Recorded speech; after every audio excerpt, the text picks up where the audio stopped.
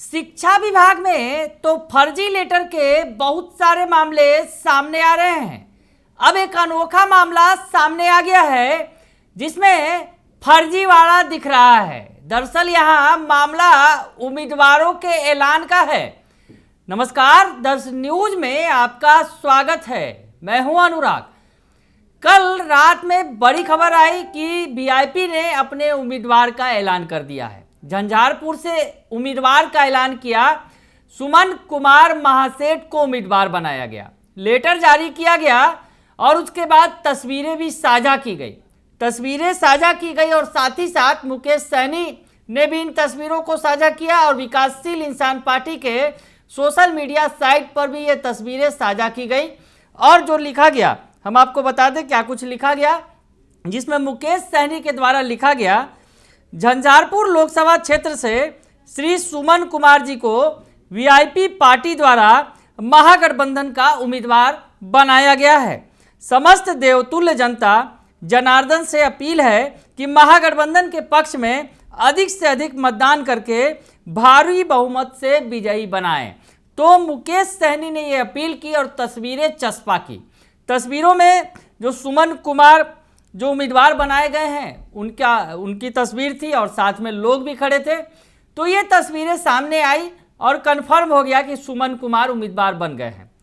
लेकिन अब एक और लेटर सामने आ गया है। वीआईपी का ही पैड है, तमाम चीज़ें वीआईपी की हैं, लेकिन उम्मीदवार दूसरे क्षेत्र का है। जी हाँ, उम्मीदवार दूसरे क्षेत्र का है। यहाँ तो झंझारपुर की बात थी, अब एक दूसरे उम्मीदवार का आज नाम सामने आया, पूर्वी चंपारण से। जी हाँ, पूर्वी चंपारण की सीट भी मुकेश सहनी के ही कोटे में है। तो वैसे में लगा कि ये लेटर आ गया है और पूर्वी चंपारण से भी उम्मीदवार मिल गया है मुकेश सहनी को, और डॉक्टर राजेश कुमार का नाम आया। जी हाँ, डॉक्टर राजेश कुमार को पूर्वी चंपारण से उम्मीदवार बनाया गया, ये लेटर सामने आया।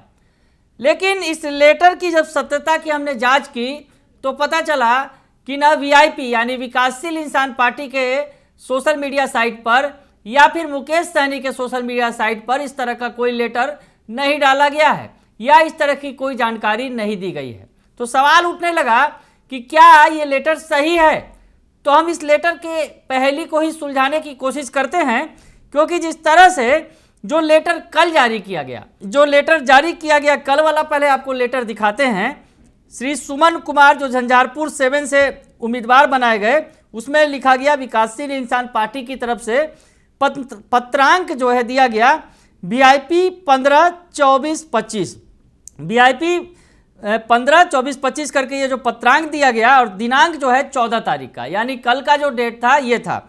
और उसमें आगे जो बातें लिखी गई कि विकासशील इंसान पार्टी के माननीय राष्ट्रीय अध्यक्ष श्री संतोष सहनी जी के परामर्शानुसार बिहार लोकसभा चुनाव 2024 के लिए निम्न उम्मीदवार घोषित किया जाता है। और झंझारपुर के उम्मीदवार का नाम सुमन कुमार था और गोविंद बिंद जो हैं, बाल गोविंद बिंद प्रदेश अध्यक्ष हैं वीआईपी के, उन्होंने ये लेटर जारी किया। ये तो बात हो गई कल की और उस पर मोहर भी लग गया कि सुमन कुमार ही उम्मीदवार होंगे। लेकिन एक और लेटर आज सामने आया जो सोशल मीडिया पर वायरल हुआ तेजी से, जिसमें चर्चा है और वही लेटर है। और इस लेटर का जब हमने पत्रांक जांच किया तो वीआईपी 15-24/25 जो उस पर लिखा गया था वही है और दिनांक 14 तारीख ही है, 14/4/2024, यानी कल के ही डेट का ये दिनांक और पत्रांक जो है बिल्कुल सेम है। और इस पर पूर्वी चंपारण के उम्मीदवार का नाम डॉक्टर राजेश कुमार करके जारी किया गया और बाल गोविंद बिंद जो है प्रदेश अध्यक्ष विकासशील इंसान पार्टी के द्वारा जो है उन्हीं के द्वारा ये जारी किया गया। तो सवाल ये खड़ा होने लगा कि आखिर दोनों एक ही पत्रांक हैं, दोनों एक ही दिनांक से जारी किए गए लेटर, तो अलग अलग क्यों जारी किए गए। पहली बात ये, क्योंकि अगर पत्रांक होगा तो अलग अलग होगा और एक डेट में अगर दो उम्मीदवारों के नाम का ऐलान करना है तो एक साथ किया जाएगा। वैसी स्थिति में सवाल खड़ा हुआ और पता अब चल रहा है, जैसा कि पता चल रहा है कि ये जो दूसरा लेटर आया जिस पर पूर्वी चंपारण के डॉक्टर राजेश कुमार का नाम चस्पा है, वो लेटर फर्जी लग रहा है। हालांकि अब इस पर आगे क्या कुछ होगा, क्योंकि वीआईपी की तरफ से अभी तक कोई औपचारिक ऐलान नहीं किया गया इस पर। तो अब जो डॉक्टर राजेश कुमार का नाम सामने आया है, अब थोड़ा उनके बारे में भी जान ले, क्योंकि कल जिस तरह से सुमन कुमार महासेठ का नाम सामने आया तो पता चला कि वो आरएसएस बैकग्राउंड के हैं और उन्हें टिकट दिया गया। उनकी तस्वीरें भी खूब वायरल होने लगी, वही आरएसएस वाले ड्रेस में जिसमें नेता अक्सर नज़र आते हैं आरएसएस के जो हैं, तो वो वायरल होने लगी और बताया गया वो आरएसएस कैडर के नेता हैं, बीजेपी के भी नेता रहे हैं। वीआईपी से हालांकि टिकट मिला था लेकिन हार गए थे मधुबनी विधानसभा सीट से। तो ऐसी स्थिति में अब नया नाम जो सामने आया है, इनके बारे में थोड़ा बता दें, क्योंकि नाम तो सामने आया है लेकिन लेटर में झोलझाल है, क्योंकि शिक्षा विभाग में तो खूब झोलझाल हो रहा है, लेटर फर्जी खूब वायरल हो रहे हैं। लेकिन अब ये बड़ा अनोखा अगर कहें तो मामला सामने आ गया है, जिसमें अब उम्मीदवारों के नाम में भी झोलझाल किया जा रहा है, फर्जी लेटर जारी कर दिया जा रहा है।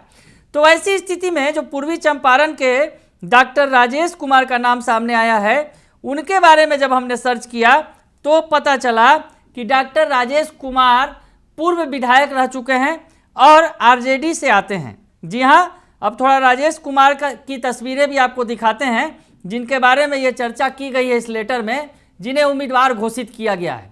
हालांकि इस उम्मीदवारी पर सस्पेंस है क्योंकि इस लेटर की सत्यता साबित नहीं हो रही है।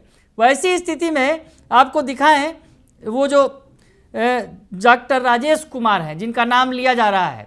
डॉक्टर राजेश कुमार आरजेडी के नेता रहे हैं और आरजेडी से केसरिया विधानसभा से पूर्व में विधायक भी रहे हैं और केसरिया विधानसभा क्षेत्र से इन्होंने चुनाव लड़ा था।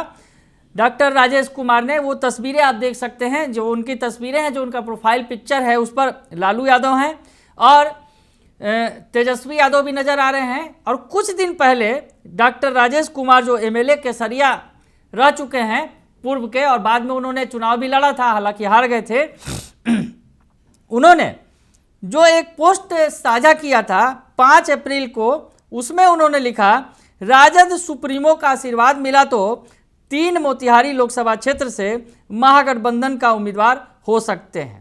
तो डॉक्टर राजेश कुमार जो हैं वो लिख रहे हैं कि राजद सुप्रीमो का आशीर्वाद मिला तो 3 मोतिहारी, यानी मोतिहारी का जो लोकसभा क्षेत्र का नंबर है वो 3 है, मोतिहारी लोकसभा क्षेत्र से महागठबंधन का उम्मीदवार हो सकते हैं। 5 अप्रैल को ये पोस्ट डॉक्टर राजेश कुमार की तरफ से किया गया। वैसे में लगने लगा कि संभवतः ये सही हो सकता है लेटर, क्योंकि डॉक्टर राजेश कुमार ने संभावना व्यक्त की थी। तो डॉक्टर राजेश कुमार उम्मीदवार हो सकते हैं, इस पर भी इनकार नहीं किया जा सकता है, लेकिन जो लेटर जारी किया गया है इस पर जरूर, इसकी सत्यता पर जरूर कई तरह के सवाल उठ रहे हैं। तो डॉक्टर राजेश कुमार मुकेश सहनी की पार्टी वीआईपी के उम्मीदवार होंगे कि नहीं माफ कीजिएगा पूर्वी चंपारण से, ये तो अभी फिलहाल सस्पेंस है, क्योंकि अभी कोई आधिकारिक ऐलान नहीं किया गया है। लेकिन जिस तरह शिक्षा विभाग में खूब फर्जी लेटर वायरल हो रहे हैं, उसी तरह का ये अनोखा मामला अब चुनाव मैदान में आ गया है और चुनाव मैदान में अब उम्मीदवार के नाम का भी फर्जी लेटर वायरल हो गया है। बने रहिए दर्श न्यूज के साथ, तमाम खबरों से आपको अपडेट रखेंगे। फिलहाल के लिए इतना ही, धन्यवाद।